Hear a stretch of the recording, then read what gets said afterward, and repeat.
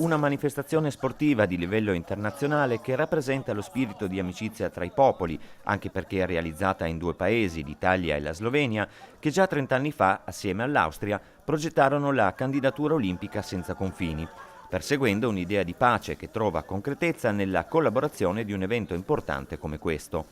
Lo ha detto a Kranička Gora, in Slovenia, l'assessore regionale all'ambiente Fabio Scoccimarro, portando il saluto del governatore Massimiliano Fedriga alla cerimonia di apertura dei campionati mondiali sci paralimpico organizzati nella parte italiana dall'associazione Sport for All, che si terranno fino al 24 gennaio nella località slovena, per poi proseguire dal 25 gennaio al 1 febbraio in Friuli Venezia Giulia, Sella Nevea. Come ha sottolineato l'assessore, evidenziando il forte valore simbolico dell'impronta transfrontaliera di questi campionati, il primo risultato conseguito è quello di aver unito i popoli abbattendo i confini e le barriere, anche quelle fisiche, con i valori dello sport. Scoccimarro ha poi rimarcato l'importanza dell'attività agonistica quale strumento di inclusione nell'ambito della disabilità, ricordando che alla manifestazione partecipano oltre 120 atleti provenienti da 30 paesi.